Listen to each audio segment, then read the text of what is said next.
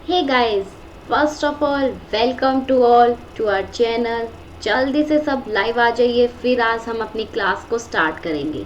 आज का हमारा टॉपिक क्या रहने वाला है क्लास का, तो ध्यान से सुनिए। आज का हमारा टॉपिक रहेगा law of diminishing marginal utility. As you know, previous class के अंदर हमने जो है हमारे कार्डिनल यूटिलिटी एनालिसिस को स्टार्ट किया। वहाँ हमने उसके जो है फीचर्स के बारे में देखा, ये जो कार्डिनल यूटिलिटी का कॉन्सेप्ट क्या कहता है उसके बारे में पढ़ा, total utility and marginal utility के रिलेशन के बारे में हम स्टडी किया। अब आज की जो क्लास है उसके अंदर हम डिस्कस करेंगे हमारा जो आज का topic law of diminishing marginal utility है। आज हम उसको कवर करने वाले हैं। मोस्ट इम्पोर्टेंट टॉपिक जो है वो रहने वाला है आपके एग्जाम के व्यू पॉइंट से। तो चलिए, आई थिंक सब लाइव आ चुके हैं, तो हम बिना टाइम वेस्ट किए आज की हमारी क्लास को स्टार्ट करते हैं। So let's continue.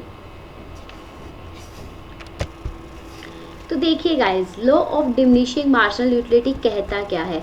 हमने जो हमारी प्रीवियस क्लास पढ़ी उसके अंदर मैंने आपको क्या बोला था कि जो मार्जिनल यूटिलिटी है, या जो आपकी अगर हम बात करें यूटिलिटी, जो कॉन्सेप्ट कार्डिनल यूटिलिटी क्या कहता है कि आप उसको नंबर्स में मेजर करो, और जैसे जैसे आप एक यूनिट एडिशनल लेते जाओगे आपको उससे मिलने वाली यूटिलिटी जो है वो क्या है, कम होती चली जाएगी। यही आपका law of diminishing marginal utility बोलता है।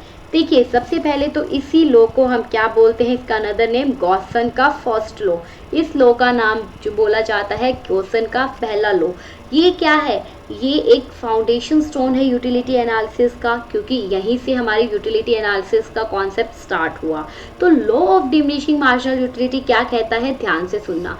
ये बोलेगा अदर थिंग्स बीइंग इक्वल, कि बाकी की चीज़ें जो है वो क्या है, इक्वल रहनी चाहिए। इक्वल का मतलब कि जो हमने अजम्पशंस ली, अजम्पशंस जो हमने इसमें लेकर चले। अब आप बोलोगे कि इसकी अजम्पशंस है क्या, वो हम अभी आगे पढ़ेंगे कि इसने यही बोला जैसे कि हमारा लॉ ऑफ डिमांड कहता है। इवन आपकी जितनी भी थ्योरीज है वो कुछ ना कुछ अजम्पशंस पर बेस्ड है। तो law of diminishing marginal utility भी बोलता है कि बाकी चीज़ें इक्वल रहने पर marginal utility of a good diminish as more of it is consumed in a given time period। जो आपकी गुड की जो मार्जिनल यूटिलिटी है वो क्या है, कम होती चली जाएगी। जैसे जैसे आप एक टाइम पीरियड के अंदर उसको ज़्यादा कंज्यूम करना शुरू करोगे, वैसे वैसे उससे मिलने वाली जो मार्जिनल यूटिलिटी है वो आपकी कम होती चली जाएगी। जैसे कि सपोज मुझे पसंद है रसगुल्ला, ओके, वैसे मुझे पसंद नहीं है मीठा, मुझे पसंद नहीं, मुझे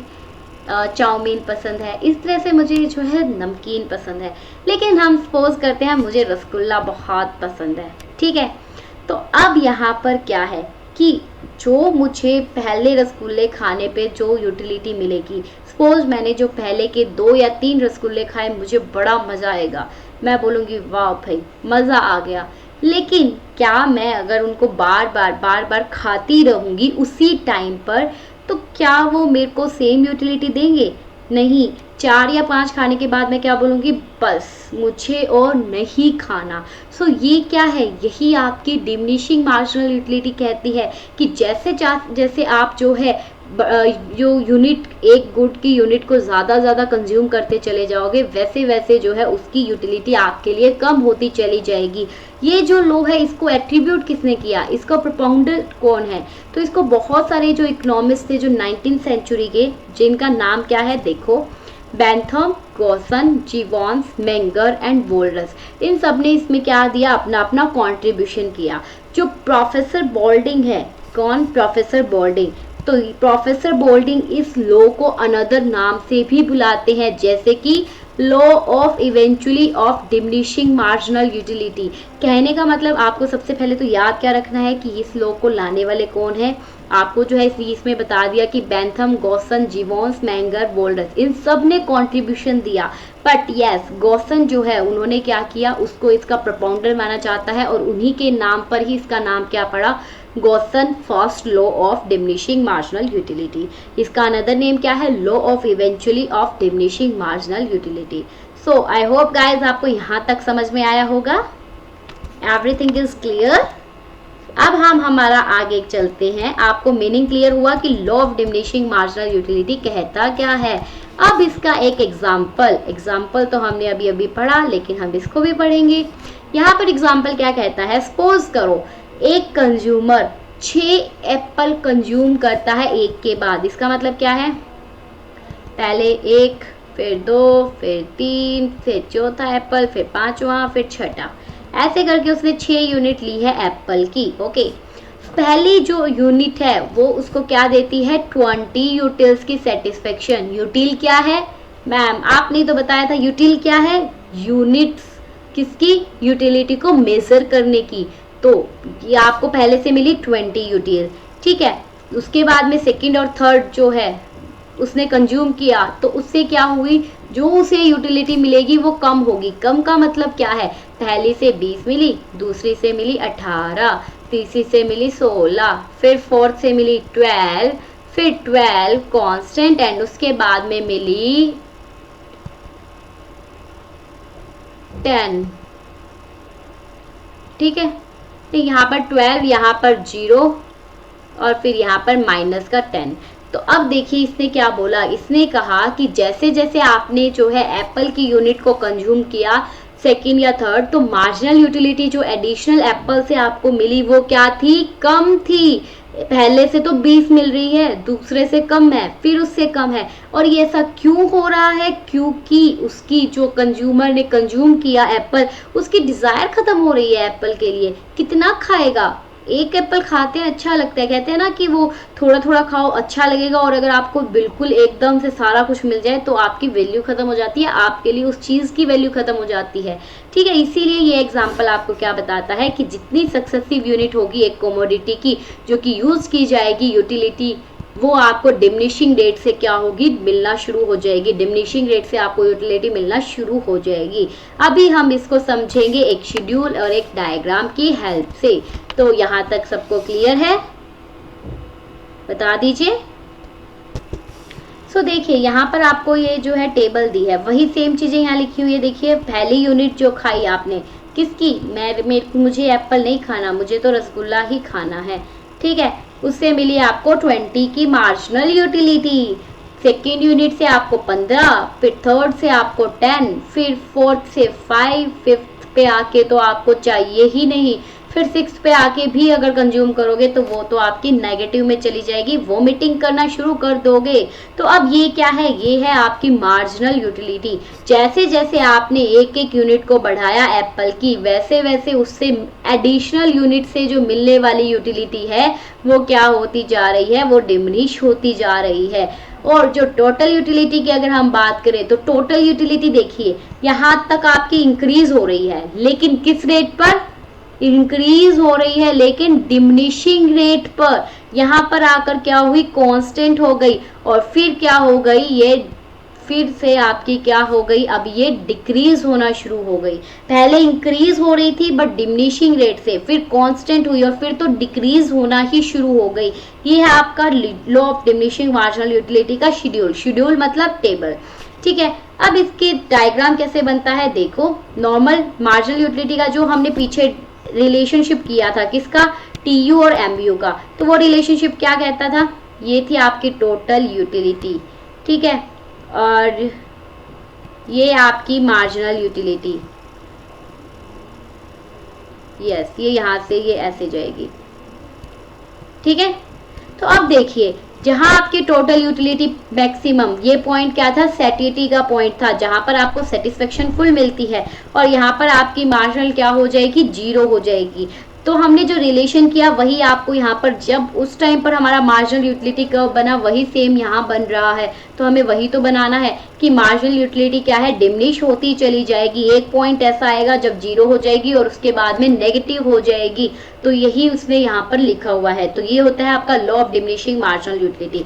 यहाँ देखो आपने सबसे पहले 15 अगर यूनिट्स ली, 15 जो आपको 15 मार्जिनल यूटिलिटी मिली जब आपने एप्पल की 2 यूनिट कंज्यूम की, 10 मिली अगर आपने जब 3 की, फिर आपने अगर 4th यूनिट को कंज्यूम किया तो आपको क्या हो गई, 5 मिली। इसका मतलब क्या है, कम होती जा रही है जैसे जैसे यूनिट बढ़ाते जा रहे हो। So this is all about law of diminishing marginal utility, schedule और उसके डायग्राम।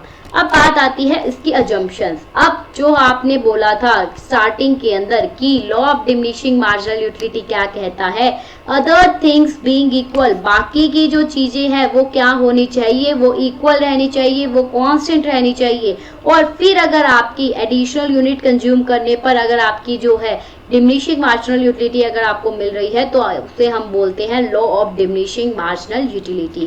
सो इसकी अजम्पशंस क्या है देखिए। फर्स्ट वन क्या है इसकी अजम्पशन, ये क्या कहता है कि यूटिलिटी को कार्डिनल नंबर में मेजर करो, क्योंकि ये किस में आया है, आपके कार्डिनल यूटिलिटी के अंदर हम इसे पढ़ रहे हैं। और ये क्या कहता है कि यूटिलिटी आपकी नंबर्स में मेजर होनी चाहिए।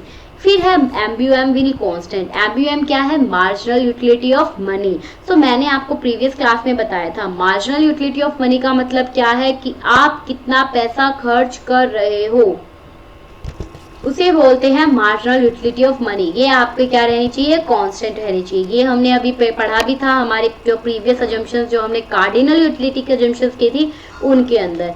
फिर आगे क्या बोला, एक कमोडिटी की यूटिलिटी इंडिपेंडेंट होती है अदर्स के। Every unit of commodity being used is of same quality and size. ये तीनों तो गाइस आपके सेम है जो कि हम पहले पढ़ चुके हैं। यहाँ से आती है आपकी हर एक कमोडिटी जो आप कंज्यूम कर रहे हो सेम क्वालिटी और सेम साइज की होनी चाहिए। इसका मतलब क्या है, इसका मतलब है कि ऐसा ना हो कि मान लीजिए आपको एक कप चाय पीनी है, तो ऐसा ना हो कि आपने पहली बार में तो एक कप चाय ली, उसके बाद में फिर सेकंड टाइम पे आपने हाफ कप ली, फिर थर्ड टाइम में आपने जो है बिल्कुल ही एक क्वार्टर लिया, और फिर फोर्थ टाइम में आपने उसकी सिर्फ एक सिप ली। तो अगर ऐसे करोगे फिर तो उसकी मार्जिनल यूटिलिटी कभी कम होगी ही नहीं। तो ये क्या है आपकी, अगर पहली बार में अगर पूरा का पूरा एक गिलास चाय पी है तो वो क्या रहेगी, सेम रहनी चाहिए आपकी। ये आपकी अजम्पशन होती है इसके अंदर, ठीक है। फिर आती है कॉन्टिन्यूअस कंजम्पशन। कॉन्टिन्यूअस कंजम्पशन का मतलब क्या है, इसकी डेफिनेशन ही ये बात बोलती है कि एक उसी टाइम पीरियड पर आप मेजर करोगे। जैसे कि मैंने अभी अभी बोला कि मुझे क्या खाना है, मुझे तो पिज्जा खाना है, तो अभी अभी इसी टाइम पीरियड में मैं कितना पिज्जा खा सकती हूँ, मैं एक पिज्जा खाऊंगी, मैं 2 खाऊंगी, 3 खाऊंगी, अरे फोर्थ पे जाके, फोर्थ तो बहुत ज्यादा हो गया, इवन जो है एक पिज्जा इनफ होता है अगर हम बात करें। लेकिन अगर आप बोलो कि नहीं मैम हमने तो खानी है स्मॉल पिज्जा, तो चलो 2 खा लिए, 3 खा लिए, फोर्थ पर जाकर तो बोलोगे ना कि बस हमें नहीं खाना और हमारा इनफ हो गया। तो ये क्या है, आपकी जो कमोडिटी है वो उसी टाइम पर कंज्यूम होनी चाहिए, कॉन्टिन्यूअस कंजम्पशन होनी चाहिए। ऐसा ना हो एक पिज्जा आज खाया, एक मैं कल खाऊंगी, एक मैं परसों खाऊंगी, फिर तो कभी उसकी यूटिलिटी कम होगी ही नहीं। फिर आता है commodities consumed in some standard unit. जो आप कमोडिटी को कंज्यूम करोगे उसे एक स्टैंडर्ड यूनिट कंज्यूम करोगे। स्टैंडर्ड का मतलब क्या है, ऐसा ना हो कि एक सिप आपने चाय की ली दैट इनफ, नो, या आपने एक ही स्पून ली किसकी, कोई भी मैगी की, या आपने पिज्जा का एक छोटा सा स्लाइस लिया, ऐसा नहीं होना चाहिए। पूरी स्टैंडर्ड यूनिट लेनी चाहिए, जैसे कि चाय का एक कप, ग्लास पानी का एक ग्लास, तो इसे बोलते हैं कि एक स्टैंडर्ड यूनिट कंज्यूम की जानी चाहिए। नेक्स्ट है consumer is a rational person. अरे मैम कितनी बार बताओगे, कंज्यूमर कौन, हम लोग, और हम तो बड़े समझदार हैं, राइट, सब बोलते हैं ना we are too much intelligent. So इसीलिए यहाँ पर क्या है, कंज्यूमर रैशनल पर्सन होता है, उसे पता है कितना पैसा कहाँ लगाना है, कैसे लगाना है कि उसको खुशियां ही खुशियां मिले। समझ में आई। तो ये क्या थी, कुछ एक अजम्पशन थी जो कि हमने यहाँ पर पढ़ ली। अब आगे आती है इसकी एक्सेप्शन। एक्सेप्शन क्या बोलती है, आपने मैम ये तो बता दिया लॉ ऑफ डिमांड होता क्या है, आपने ये भी बता दिया क्या क्या चीजें एज्यूम करके चलेंगे, लेकिन कुछ एक जगह ऐसी होती है जहां पर आपके ये लॉ ऑफ जो डिमिनिशिंग मार्जिनल यूटिलिटी है ये लगता ही नहीं है। तो वो कौन कौन से केस है देखिए। सो एक्सेप्शन में आपका फर्स्ट पॉइंट आता है क्यूरियस एंड रेयर थिंग। इसका मतलब क्या है, देखो बहुत सारे ऐसे पर्सन होते हैं जिन्हें ना रेयर चीजें इकट्ठे करने का बड़ा शौक होता है, जैसे कि रेयर कॉइन्स होते हैं, ठीक है, जो पुराने सिक्के होते हैं उनको इकट्ठा करना, जो स्टैम्प्स होती है, रेयर स्टैम्प्स, अलग अलग स्टैम्प्स को इकट्ठा करना, मतलब अलग अलग कलेक्शंस करना, हम कह सकते हैं ना, जो यूनिक प्रोडक्ट्स होते हैं उनका कलेक्शन करके रखना उन्हें बड़ा पसंद होता है। तो जो पर्सन इस चीज में इंडल्ज होते हैं, जो कि रेयर थिंग्स का कलेक्शन करते हैं, उनके लिए उस चीज की कभी भी जो है मार्जिनल यूटिलिटी डिमिनिश नहीं होगी। क्योंकि अब आप सपोज करो, आप जो है रेयर कॉइन्स इकट्ठे कर रहे हो, कि आपके पास जो है बहुत पुराने टाइम के कॉइन्स भी पड़े हैं, आपके पास हर जो ईयर था, हर एक ईयर में जो कॉइन्स चलते थे आपके पास सब पड़े हैं। तो आपके अंदर क्या है, एक क्यूरियोसिटी है कि मुझे और भी चाहिए, मतलब मुझे ये कॉइन्स और चाहिए, जितने ज्यादा हो सके मैं सारे कलेक्ट करूं। तो ये क्या है, इस केस में आपका law of diminishing marginal utility काम नहीं करेगा। आप इस केस में नहीं बोलोगे कि बस करो भाई, क्योंकि आप यहाँ तो बोलोगे और चाहिए, और इकट्ठे करने हैं, मेरे पास हर तरह के कॉइन्स होने चाहिए, मेरे पास ये हो, ये वाले कॉइन्स भी हो। तो ये क्या होंगे, ये रेयर थिंग्स जिनको इकट्ठे करने का शौक होता है, वहां पर ये जो लॉ है वो आपका काम नहीं करेगा। फिर आता है माइसर। माइसर क्या होता है, लालची। क्या है, लालची। जो लोग लालची होते हैं उनके लिए तो कभी इनफ होता ही नहीं है। वो क्या बोलेंगे, वो तो हर बात पे बोलेंगे और दो, हमें और दो। तो वहां पर भी क्या है, आपका law of diminishing marginal utility काम नहीं करेगा। फिर आती है आपकी गुड बुक और पोएम। इसका मतलब क्या है, बहुत सारे ऐसे पर्सन्स होते हैं जिन्हें अच्छी अच्छी बुक पढ़ना, अच्छी अच्छी पोएम्स लिखना बहुत पसंद होता है। तो उस केस में वो क्या करेंगे कि जिनको अच्छी बुक्स पढ़ने का शौक है, तो उनकी कभी भी क्यूरियोसिटी खत्म नहीं होती, बल्कि उनकी बढ़ती जाती है। कि मान लीजिए आपको कोई बुक्स पढ़ना पसंद है, आपने एक बुक को कंप्लीट किया, आपकी क्यूरियोसिटी बढ़ जाएगी, मैं दूसरी भी करूं, मैं तीसरी भी करूं, मैं फोर्थ भी करूं। तो जो अच्छी बुक्स या अच्छी पोएम्स होती है उनके लिए भी क्या है, आपका law of diminishing marginal utility काम नहीं करता। फिर आता है ड्रंकार्ड। ड्रंकार्ड कौन होता है, शराबी। उसको कितनी मर्जी शराब पिला दो, कभी नहीं बोलेगा कि बस मुझे और नहीं पीनी। शराबी जो होता है वो पीता रहता है, मतलब उसे जितना मिलेगा वो उतना पिएगा।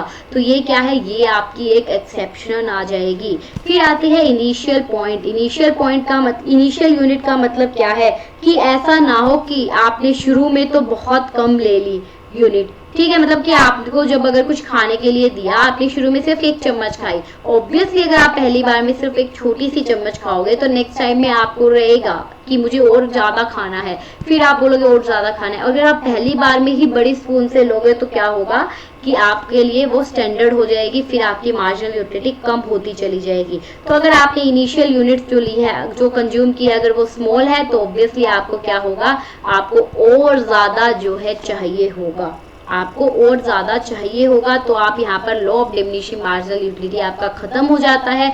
यहाँ पर आपका law of diminishing marginal utility applicable नहीं होगा। क्लियर हुआ ये चीजें, बिल्कुल, वेरी गुड। सो ये क्या थी, एक्सेप्शन थी law of diminishing marginal utility की। क्या क्या एक्सेप्शन थी, क्यूरियस एंड रेयर थिंग, इसका मतलब रेयर कॉइन्स इकट्ठे करना, तो हमारे पास और आने चाहिए। नेक्स्ट क्या है, माइसर बोले तो लालची। जो लालची है उसे कितना दे दो, कभी नहीं बोलेगा बस करो। फिर आती है गुड बुक्स और पोएम। जो अच्छी अच्छी बुक्स पढ़ते हैं, अच्छी अच्छी पोएम्स होती है, उसके लिए भी कभी नहीं बोलते। फिर आते हैं ड्रंकार्ड शराबी कभी नहीं बोलेगा कि बस करो, उसे तो जितना दोगे वो तो खुश होके लेता रहेगा। और इनिशियल यूनिट्स आपने कितनी कंज्यूम की है, दैट्स ऑल्सो मैटर। तो ये थे आपकी कुछ एक exceptions of law of diminishing marginal utility. क्या यहाँ तक किसी को कोई भी डाउट है, then please let me know. Clear, तो ये थी इसकी कुछ एक एक्सेप्शन। अब उसके बाद में आती है कॉजेज ऑफ इट्स एप्लीकेशन। ये लो अप्लाई क्यों होता है। इससे पहले मैंने आपको जो प्रीवियस क्लास में एक टॉपिक बताया था, जो कि क्या था आपका, डायमंड वाटर पैराडॉक्स। कौन सा टॉपिक आपका, डायमंड वाटर पैराडॉक्स। तो इसके बारे में मैं बताती हूँ कि ये क्या टॉपिक था, मुझसे जो उस दिन भी पूछ रहे थे बच्चे, तो बताती हूँ।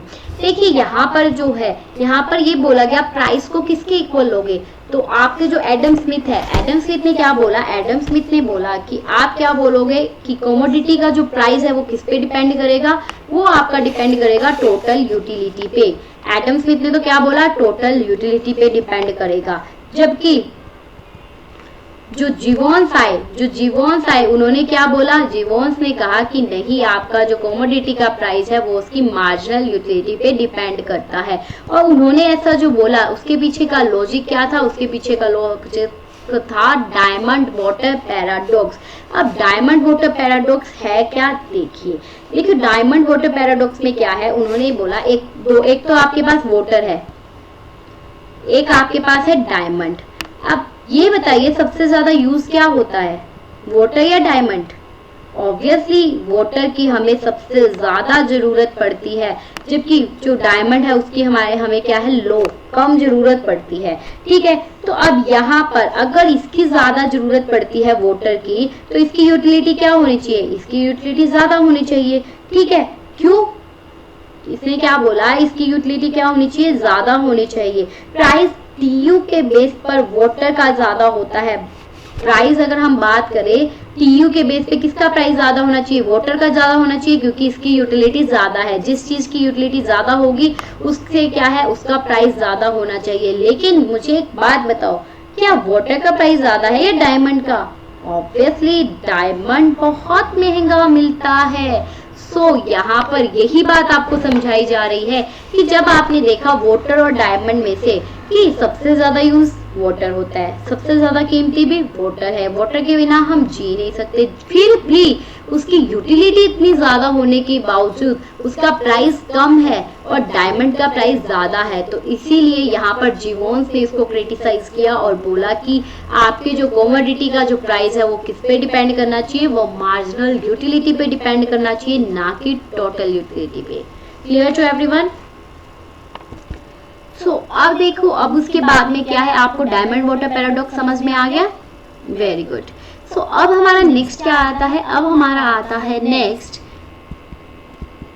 कॉजेज ऑफ इट्स एप्लीकेशन, कि ये जो लॉ है, law of diminishing marginal utility जो है, इसके क्या कारण है, इसके एप्लीकेशन के, इसको अप्लाई करने के पीछे कॉजेज क्या है। तो सबसे पहला कॉज क्या है, फर्स्ट वन आता है आपका कमोडिटीज आर इम्परफेक्ट सब्स्टिट्यूट।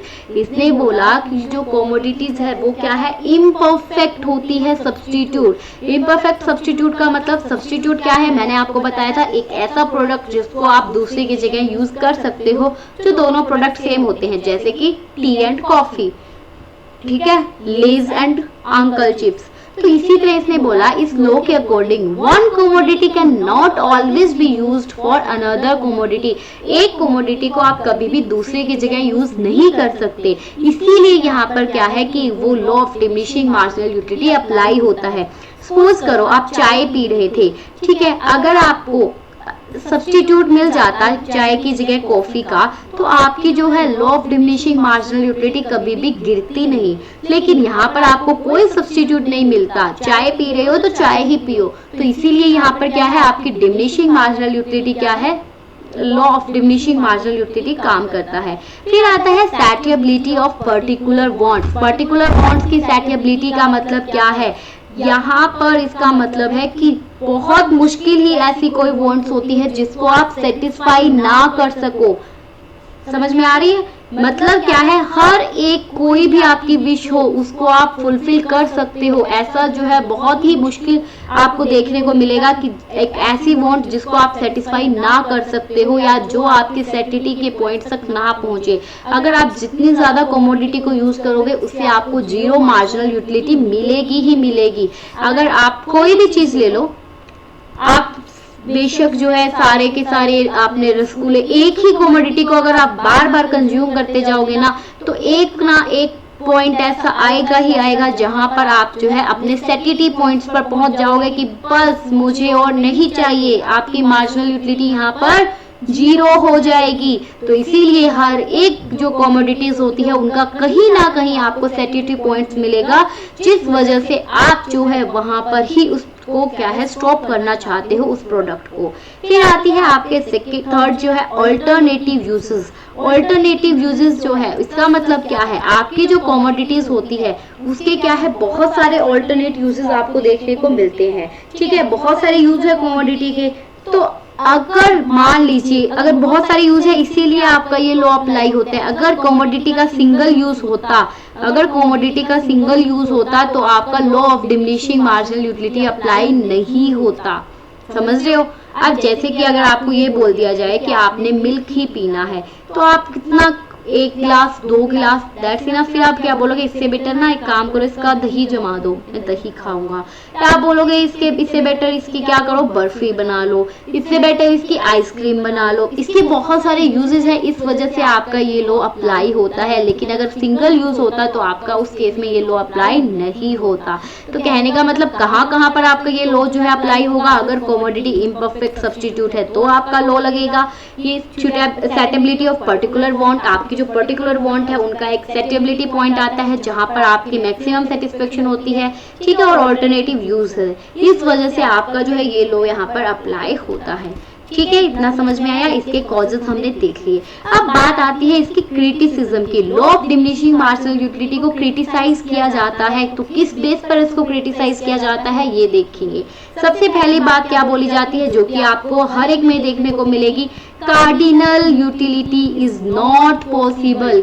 ये आपको क्रिटिसिज्म जो आपकी कार्डिनल के अंदर जितनी भी अप्रोचेज आएगी law of equi marginal utility, हर एक में आपको देखने को मिलेगी कि कार्डिनल मेजरमेंट जो है वो पॉसिबल ही नहीं होता। आप कैसे किसी भी कमोडिटीज को नंबर्स दे दोगे, इट इज नॉट पॉसिबल, उसको मेजर करना ही पॉसिबल नहीं होता। Next, MUM is not constant. हमने मानकर चला था MUM कांस्टेंट रहेगी, बट नहीं, आपके जो MUM है कांस्टेंट नहीं रहती। जितना पैसा आपने खर्च करना है वो कभी कांस्टेंट नहीं रहेगा, आपके पास बढ़ता घटता रहता है। फिर जो जितनी भी हमने अजम्पशंस ली थी वो सारी ही इसकी क्रिटिसिज्म्स है। देखिए, every commodity is not an independent commodity. सारी की सारी कमोडिटी इंडिपेंडेंट हो ये जरूरी नहीं होता। Marginal utility can not estimated in all conditions. इसने बोला कि मार्जिनल यूटिलिटी है उसको हम हर एक कंडीशन में एस्टिमेट नहीं कर सकते, ठीक है। और फिर क्या है, अनरियलिस्टिक अजम्पशन। ये हमने पढ़ लिया कि जो इसकी अजम्पशंस होती है वो क्या है,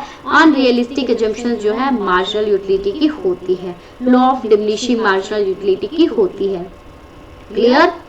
ये था हमारा law of diminishing marginal utility का टॉपिक, जिसमें हमने क्या पढ़ा, उसकी टेबल बनाई, उसके शेड्यूल देखा, टेबल बना के उसका डायग्राम देखा कि बनेगा कैसे, ठीक है। उसकी जो है जंक्शंस उसके बारे में हमने देखा। जंक्शंस में मेन क्या थी, आपकी स्टैंडर्ड यूनिट कंज्यूम्ड होनी चाहिए, ठीक है ना, कॉन्टिन्यूअस कंजम्पशन होना चाहिए। फिर उसके बाद में हमने इसके एक्सेप्शंस भी देखी। एक्सेप्शंस में हमने क्या देखा कि रेयर थिंग्स के केस में अप्लाई नहीं होगा, good books and poem, mice, drunk cards, in cases में क्या है, ये आपका लॉ एप्लीकेबल नहीं होगा। उसके बाद में हमने इसकी जो है क्रिटिसिज्म्स को देखा, और हमने ये भी देखा कि कॉज क्या है, क्या कारण है इसको ये लॉ लगने के, ठीक है, किस वजह से ये लॉ जो है अप्लाई होता है, ये सब हम देख चुके। अब हमारा नेक्स्ट जो आ रहा है, हमारा जो सेकेंड लॉ आ रहा है, ये क्या है, आपका law of equi marginal utility. ये भी आपका जो है कार्डिनल यूटिलिटी एनालिसिस के अंदर सेकेंड लॉ है, जिसको हम बोलेंगे law of equi marginal utility. ये भी क्या है, आपका गॉसन ने दिया था। जैसे आपका फर्स्ट वन गॉसन ने दिया, ये भी गॉसन ने दिया, और इसीलिए इसको क्या नाम दिया गया है, गॉसन का सेकंड लॉ, गॉसन का सेकंड लॉ। अब ये क्या बोलता है, ये एक सेकंड इंपॉर्टेंट लॉ है, और ये लॉ क्या कहता है कि ये पॉइंट आउट करता है किस तरह से कस्टमर मैक्सिमम सेटिस्फेक्शन गेट कर पाएगा अपने दिए एक्सपेंडिचर पे ऑन डिफरेंट गुड्स। अलग अलग गुड्स के ऊपर जो उसने एक्सपेंडिचर जो दिया हुआ है, किस तरह से वो अपने सेटिस्फेक्शन को मैक्सिमाइज कर पाएगा, ये लॉ ऐसा बताता है। तो ये लॉ क्या कहता है कि अगर एक कस्टमर को अपनी लिमिटेड इनकम में से मैक्सिमम सेटिस्फेक्शन अगर चाहिए कमोडिटीज पर, तो वो क्या देखेगी, वो इस तरह से अपने कमोडिटी को लगाए, इस तरह से पैसा खर्च करे कि जो लास्ट रुपए वो स्पेंड करेगी ना, क्या बोल रहे हैं, जो लास्ट रुपी जो स्पेंड किया जाएगा हर एक कमोडिटीज के ऊपर, वो आपको इक्वल मार्जिनल यूटिलिटी देगा। इक्वल मार्जिनल यूटिलिटी कैसे, जो आपने लास्ट रुपी लगाया, आपने लास्ट रुपी जो हर एक कमोडिटी पर लगाओगे, उससे आपको इक्वल मार्जिनल यूटिलिटी मिलेगी। अब इसको हम आगे एक टेबल के थ्रू समझेंगे। पहले इसका फॉर्मूला देख लीजिए। फॉर्मूला इसका क्या होता है, जैसे कि यहाँ पे लिखा है MU1 बाय में P1। मतलब क्या है, MU1 बाय P1 का मतलब क्या है कि मार्जिनल यूटिलिटी जो आपको फर्स्ट यूनिट से मिली डिवाइड बाय में उस यूनिट के प्राइस, उसकी वो आपका इक्वल होगा किससे, जो आपको मार्जिनल यूटिलिटी मिलेगी सेकंड कमोडिटी से, और उसके प्राइस को डिवाइड करने से जो आएगा। इसी तरह से थर्ड यूनिट, इसी तरह से सो ऑन आपकी चलती रहेगी। अगर आपका इन केस प्राइस सेम है इसका तो आप डायरेक्ट फॉर्मूला क्या लगा दोगे, MU1 is equal to MU2 is equal to MU3। Clear to everyone. Law of equi marginal utility क्या कहता है कि किस तरह से कस्टमर अपनी इनकम को स्पेंड करेगा कि उसे मैक्सिमम सेटिस्फेक्शन मिल सके। तो उसके लिए बोला गया कि लास्ट रुपी जो वो स्पेंड करेगा हर एक कमोडिटी के ऊपर, उनसे इक्वल सेटिस्फेक्शन मिलनी चाहिए। तो अब इसको हम एक्सप्लेन करते हैं टेबल के थ्रू, ध्यान से समझना। देखिए एक कंज्यूमर है, ठीक है, उसके पास टोटल कितने पैसे हैं 6, टोटल कितने रुपए है 6 ही रुपए रहेंगे। ये आपका क्या है कांस्टेंट होता है। उसके बाद में उसने बोला उसने एप्पल पे खर्च करना है, उसने बनाना पे खर्च करने हैं। तो अब क्या होगा, अब सपोज उसने अपनी पहली यूनिट, पहला जो रुपए है वो उसने लगाया एप्पल पर, तो उसको मिलेगी 10 यूटिल। और अगर वो बनाना पे लगाएगा तो उसे कितनी लगेगी, कितनी यूटिलिटी मिलेगी 8 की। तो बताओ कितनी लेगा वो, 10 वाली लेगा कि 8 वाली। कैसी बात करते हो मैम, हम लोग तो समझदार हैं। और समझदार इंसान क्या करेगा, पहला पैसा जो पहला रुपए वो कहाँ लगाएगा, एप्पल पे लगाएगा। क्यों, क्योंकि उसे 10 मिल रही है यूटिलिटी, जबकि बनाना पे तो उसे 8 ही मिलेगी। सही बात है। फिर आती है सेकंड यूटिलिटी की बात। अब वो सेकंड रुपए जो लगाएगा वो किस पर लगाएगा, अगर एप्पल पे लगाएगा तो उसे मिलेगी 9, और अगर बनाना पे लगाएगा तो उसे 8 मिलेगी। अब आप बोलोगे मैम ये क्यों नहीं लिया, क्यों भाई, तुमने ऊपर वाला 8 खरीद लिया क्या, तुमने एक बनाना खरीदा पहले, नहीं खरीदा तुमने, अभी तक एक भी बनाना नहीं खरीदा। तो अगर सेकंड यूनिट इस पे लगाओगे, इसके ऊपर तो पहली यूनिट ही लगेगी, क्योंकि अब तक बनाना तो एक भी नहीं लिया। तो अब ये क्या सोच रहा है कंज्यूमर कि सेकंड यूनिट अगर मैं एप्पल पे लगाऊं तो मुझे 9 क्या मिलेगी यूटिलिटी, और वही अगर मैं बनाना पे लगाऊं तो मुझे तो 8 ही मिलेगी। तो कहाँ बेटर है लगाना, वो बोलेगा मैं तो सेकंड भी यहाँ लगाऊंगा, पहली भी यहाँ सेकंड भी यहाँ। ठीक है, अब आती है थर्ड की बात। अब तीसरा रुपए जब उसे लगाना है तो वो क्या देख रहा है कि अगर वो एप्पल पे लगाएगा तो उसे 8 रुपए मिले, 8 यूटिलिटी मिलेगी। वहीं अगर वो बनाना पे लगाएगा तो उसे वहां भी 8 मिलेगी। अब क्या किया जाए, तो वो सोच रहा है दोनों जगह सेम ही मिलेगा, तो चलो यहाँ पर लगा दिया। तीसरी रुपए जो है उसके भी उसने क्या ले लिया, एप्पल ले लिया। अब आती है बारी फोर्थ यूनिट की, फोर्थ रुपी की। अब फोर्थ रुपी जब लगाना है उसने देखा एप्पल पे लगाएगा तो उसे कितनी मिलेगी 7 की यूटिलिटी। वहीं अगर वो बनाना पे लगाएगा तो बनाना अब तक तो एक भी नहीं खरीदा, तो बनाना पे अगर वो एक लगाएगा तो उसको कितने की मिलेगी 8 की। तो यहाँ पर कंज्यूमर बन जाता है समझदार। वो क्या बोलेगा, जी यहाँ लगाइए आप अपनी फोर्थ को। ये क्या कहेगा, आप अपनी फोर्थ यूनिट को यहाँ लगाइए। तो उसने फोर्थ यूनिट लगा दी यहाँ पर। तो अब देखिए पहली जब इसने लगाई यहाँ 10 मिली, यहाँ 9 मिली, यहाँ 8 मिली। फोर्थ यूनिट इसने यहाँ लगाई तो यहाँ पर भी कितनी मिली इसको 8 मिली। अब उसके पास कितने बचे, 2 और पैसे बचे ना, 4 लग गए, 2 और बचे 6 में से। अब वो क्या सोचेगा, फिफ्थ यूनिट मुझे यहाँ लगानी चाहिए या यहाँ। अब उसने देखा कि यहाँ पर लगाऊंगा तो मुझे 7 मिल रहा है, तो यहाँ लगाऊंगा तो भी मुझे 7 मिल रहा है, तो कहीं मर्जी लगाओ। तो इसने अपना लगा दिया यहाँ पर। ठीक है, अब बचा सिक्स यूनिट। उसने देखी अगर मैं यहाँ लगाऊं 6 यूनिट, 6 रुपए मैं यहाँ लगाऊं तो यहाँ पे तो मुझे 6 एप्पल मिलेगी, 6 यूटिलिटी मिलेगी एप्पल से। जबकि अगर यहाँ पर मैंने 6 यूनिट लगाई तो यहाँ पर तो 7 मिल रहा है, यहाँ पर 7 मिलेगा। तो मैं कहाँ लगाऊंगी, जहाँ पर ज्यादा बेनिफिट। तो बेनिफिट कहाँ पर, बनाना खरीदने में। तो अब आपको समझ में आई चीजें, क्या समझ में आई कि वो कंज्यूमर क्या करेगा, अपने 4 रुपए को लगाएगा एप्पल पे और 2 रुपए को लगाएगा बनाना पे। अब ये देखिए कि जो उसने जैसे लगाया, अब लास्ट यूनिट जो उसने लगाई, लास्ट यूनिट एप्पल पे कितनी लगी 7 मिली, और जब बनाना पे लगी तो भी कितनी मिली 7। तो इसने कहा था ना कि जो लास्ट यूनिट जो रुपए की लगाओगे उससे मिलने वाला जो सेटिस्फेक्शन होगा वो क्या होगा, आपका इक्वल होगा। That is 7 is equal to 7। तो समझ में आया कि क्या यहाँ पर बात बोली जा रही है, किस तरह से कस्टमर अपने पैसे को लगाता है। वो पहले लगा के देखेगा, पहले पर लगाया यहाँ इसको ज्यादा मिल रही है, अगर दूसरे को ज्यादा मिल रही है तो उस साइड शिफ्ट हो जाओ। समझ में आ रहा है ना। तो यहाँ पर आपको क्लियर हो रहा है कि लास्ट रुपी जो है, लास्ट रुपी की जो यूनिट आपने बना एप्पल पे लगाई वो आपकी इक्वल है किस पर, जो आपने बनाना पर लगाई। यही चीज हमें प्रूव करनी थी। तो हैंस प्रूव हो गया ना। हो गया हैंड्स प्रूव, वेरी गुड। अब उसके बाद में आपकी क्या आती है, इसकी अजम्पशन क्या है law of equi marginal utility की। तो देखो सारी अजम्पशन सेम है, जो अलग है सिर्फ वही बताऊंगी। पहले तो वही सेम बोल रहा है, कार्डिनल यूटिलिटी कार्डिनल मेजरमेंट की जाएगी, कंज्यूमर रेशनल है, इनकम कांस्टेंट है, एमयूएम कांस्टेंट है, कमोडिटी का प्राइस कांस्टेंट है, commodity is divisible into small units. आप क्या कर सकते हो, कमोडिटीज को छोटी छोटी यूनिट्स में डिवाइड कर सकते हो, और कंजम्पशन आपका जो है एक ही टाइम पीरियड पे होना चाहिए, सेम टाइम पीरियड पे। सारी एजम्पशन सेम है, बार बार करने की जरूरत नहीं है। अब इसकी क्रिटिसिज्म्स क्या थी, इस जो हमने law of equi marginal utility किया है, इसकी क्या क्रिटिसिज्म थी, इसकी कुछ क्रिटिसिज्म सामने आई जो कि क्या कहती है, वही ऑलमोस्ट सेम रहेगी। पहली तो क्या, कस्टमर पूरा का पूरा रैशनल नहीं होता, इतना भी समझदार नहीं होता कि वो इस तरह से डिसाइड कर सके कि उसने कितनी यूनिट लगानी है कितनी नहीं लगानी। सेकंड क्या कहता है, कंज्यूमर इज नॉट कैलकुलेटिंग। अब एक बात बताओ, कौन इतना टाइम वेस्ट करेगा। आप मार्केट जाओगे, क्या आप मार्केट जाते ये देखोगे, हाँ भाई सब्जी वाले के पास, चलो मैं तेरे से टोमेटो लेता हूँ, मैंने मेरी 1 यूनिट अगर टोमेटो पे लगाई तो मुझे इतना यूटिलिटी मिल रहा है, अगर मैंने टोमेटो की जगह अगर मैंने पोटैटो पे लगाई तो मुझे इतनी मिल रही है, तो मुझे टोमेटो खरीदना चाहिए या मुझे पोटैटो खरीदना चाहिए। किसी के पास इतना टाइम नहीं होता, ना ही कोई इतनी ऐसे कैलकुलेशन करने बैठता, तो ये आपकी रियल लाइफ में तो बिल्कुल भी नहीं होता।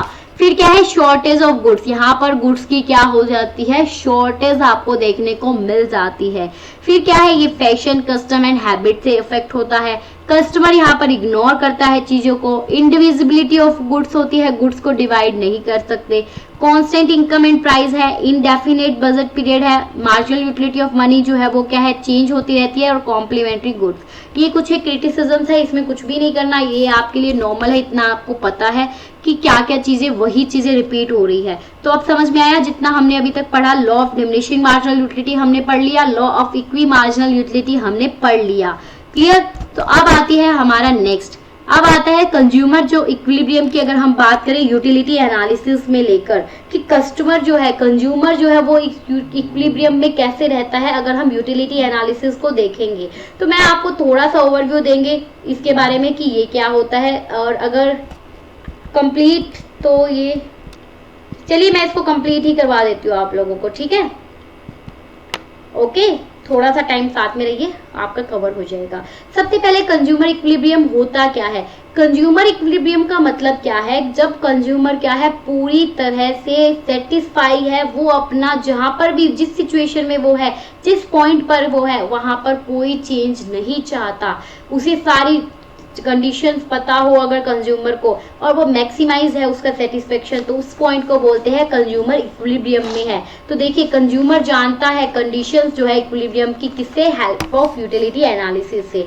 सबसे पहले कंज्यूमर इक्विलिब्रियम, कंज्यूमर इक्विलिब्रियम होता क्या है, जैसा कि मैंने बोला, ये वो सिचुएशन है, क्या है, ये वो सिचुएशन है जहां पर customer gets maximum satisfaction out of his limited income and he has no tendency to make any change in his existing expenditure।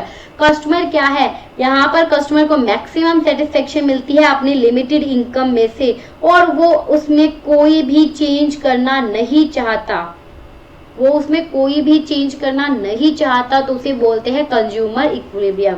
उसके बाद में आता है आपका consumer is in equilibrium. Consumer equilibrium में कब होगा, when he regard his actual behavior as the best possible under the circumstance and no urge his behavior as long as circumstance remain unchanged।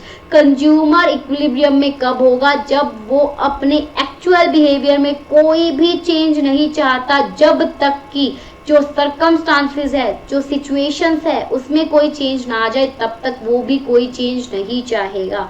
ये होता है आपका कंज्यूमर इक्विलिब्रियम का मतलब, clear. तो नॉर्मल सेंस में कंज्यूमर इक्विलिब्रियम क्या है, एक ऐसा पॉइंट जहां पर कंज्यूमर कोई भी चेंज नहीं करना चाहता, उसका सेटिस्फेक्शन मैक्सिमम होता है, और वो जो है बिल्कुल खुश है अपने उस चीज को लेकर। अब बात आती है इसकी अजम्पशंस की। अगर हम अजम्पशंस की बात करते हैं तो अजम्पशंस में देखिए क्या है, सबसे पहले रैशनल कंज्यूमर। वही कंज्यूमर क्या होगा, रैशनल है, कंज्यूमर को सब कुछ पता है कि किस तरह से पैसा खर्च करना है। कार्डिनल यूटिलिटी, कार्डिनल मतलब नंबर्स में मेजर कर सकते हैं। इंडिपेंडेंट है, किसी के ऊपर कोई भी डिपेंड नहीं करती। एमयूएम कांस्टेंट है। Fixed income and price, price और इनकम क्या रहेगी, फिक्स रहेगी। टेस्ट कांस्टेंट रहेंगे और परफेक्ट नॉलेज, परफेक्ट नॉलेज होगी यहाँ पर कंज्यूमर को सब चीज़ों के बारे में, वही सेम अजम्पशंस है। अब यहाँ पर मेन आता है कि डेटर्मिनेशन ऑफ कंज्यूमर इक्विलिब्रियम, आप कंज्यूमर इक्विलिब्रियम को कैसे डेटरमाइन करेंगे उस चीज को देखना है। तो देखिए कंज्यूमर इक्विलिब्रियम को डेटरमाइन करने के लिए सबसे पहले यहाँ पे ना एक पॉइंट का एक टर्म आती है जिसे हम बोलते हैं कंज्यूमर सरप्लस। कंज्यूमर सरप्लस की टर्म जो है पहले उसे समझ लीजिए ये क्या है। कंज्यूमर सरप्लस का मतलब क्या होता है गाइस, कंज्यूमर सरप्लस का मतलब है कि जब एक कस्टमर, एक कंज्यूमर किसी कमोडिटी के लिए ज्यादा पे करने के लिए तैयार है और उससे कम मांगा जा रहा है। सपोज करो मैंने आप लोगों को बोला कि आप लोग मेरी शॉप पर आए, आपने बोला हमें टीवी चाहिए, आप उस टीवी के लिए मुझे 50,000 रुपीज पे करने के लिए रेडी हो।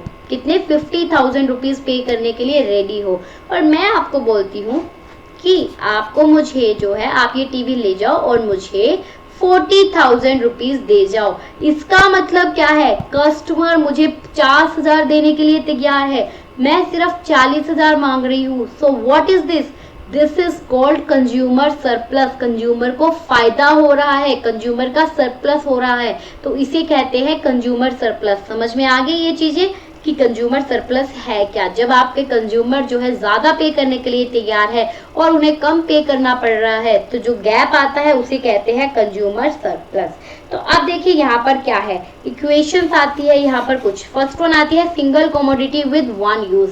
अगर कोई सिंगल कमोडिटी है जिसका सिर्फ एक ही यूज होगा, तो उस केस में आपका कंज्यूमर इक्विलिब्रियम में कब होगा, वो होगा जब आपकी उस कमोडिटी की मार्जिनल यूटिलिटी इक्वल होगी उस कमोडिटी के प्राइस से। उस सिचुएशन में आप क्या बोलोगे, आपका कंज्यूमर क्या है, इक्विलिब्रियम में है।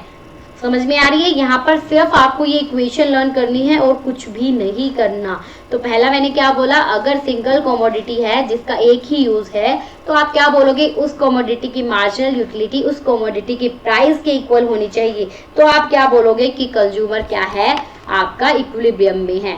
फिर सेकेंड इक्वेशन आती है, अगर सिंगल कमोडिटी है लेकिन उसके बहुत सारे यूजेस है, अब क्या करोगे, इस केस में क्या होगा कि जो आपके, मान लीजिए आपके पास दो कमोडिटीज है, नहीं आपके पास एक कमोडिटी लेकिन उसके दो यूज है। जैसे मिल्क है, मिल्क पीने में भी यूज होता है और उसका कर्ड भी बनता है। तो अगर आपका पहला यूज जो है, जब आप मिल्क पीने के लिए यूज करते हो, उसकी मार्जिनल यूटिलिटी अगर आपकी इक्वल होती है किससे, जब आप उसे कर्ड बनाते हो, तो उसे क्या बोलेंगे, single commodity with several uses. समझ में आया, जब आपकी मार्जिनल यूटिलिटी जो है एक कमोडिटी के यूज इक्वल होगा जब सेकंड कमोडिटी के यूज के, तो उसे हम बोलेंगे कि ये क्या होगी, आपकी single commodity with several uses हो जाएगी। फिर थर्ड इक्वेशन क्या आती है, सेवरल कमोडिटी। जब बहुत सारी कमोडिटी हो तब क्या करोगे, उस केस में आपका इक्विलिब्रियम पॉइंट कहाँ पर देखा जाता है, जब मार्जिनल यूटिलिटी जो है एक्स की वो इक्वल होगी वाई के और इक्वल होगा फिर वो सारा आपके मार्जिनल यूटिलिटी ऑफ मनी के। इसका मतलब क्या है कि जब आपकी एक्स कमोडिटी से मिलने वाली मार्जिनल यूटिलिटी आपकी वाई कमोडिटी से मिलने वाली मार्जिनल यूटिलिटी के इक्वल हो जाएगी, या फिर आप ये कहो कि आपकी ये दोनों किसके इक्वल है, आपकी मार्जिनल यूटिलिटी ऑफ मनी के इक्वल है, उस केस में आप क्या बोलोगे कि सेवरल कमोडिटीज के केस में कंज्यूमर इक्विलिब्रियम सिचुएशन कब अटेंड करेगा, जब उसे उस कमोडिटी से मार्जिनल यूटिलिटी मिलने वाली जो है वो उसकी मार्जिनल यूटिलिटी ऑफ मनी के इक्वल हो जाएगी। तो ये इक्वेशन है गाइस, तीन इक्वेशन जो कि आपको जो है लर्न करनी पड़ेगी। ठीक है, इतना समझ में आया। ये क्या थी आपकी डेटर्मिनेशन करना कंज्यूमर इक्विलिब्रियम का, कि कंज्यूमर इक्विलिब्रियम में कब रहेगा। तो तीन इक्वेशन में हमने देखा कि अगर सिंगल कमोडिटी है वन यूज के साथ, तो मार्जिनल यूटिलिटी जो है उस कमोडिटी का उस कमोडिटी के प्राइस के इक्वल होगा। अगर सिंगल कमोडिटी है बहुत सारे यूजेस के साथ, तो फर्स्ट कमोडिटी का यूज जो होगा और उसका अनदर जो यूज होगा, उन दोनों की मार्जिनल यूटिलिटी सेम रहेगी। और अगर बहुत सारी कमोडिटी, सेवरल कमोडिटी है, तो एक्स और वाई की जो है वो इक्वल होनी चाहिए मार्जिनल यूटिलिटी, और उन सब की किसकी इक्वल होनी चाहिए, मार्जिनल यूटिलिटी ऑफ मनी के इक्वल होनी चाहिए। तो बताइए क्या आप सबको इतना क्लियर हुआ, यहाँ पर किसी को कोई भी डाउट। आई होप आप सबको यहाँ पर क्लियर हो गया होगा। तो ये था गाइस हमारा law of diminishing marginal utility, law of equi marginal utility. यहाँ पर आपका ये टॉपिक कवर होता है, जहाँ में हमने कार्डिनल यूटिलिटी का जो कॉन्सेप्ट है वो हमने पूरा का पूरा डिस्कस कर लिया है। आई होप आप लोगों को यहाँ पर कोई भी कंफ्यूजन नहीं होगी।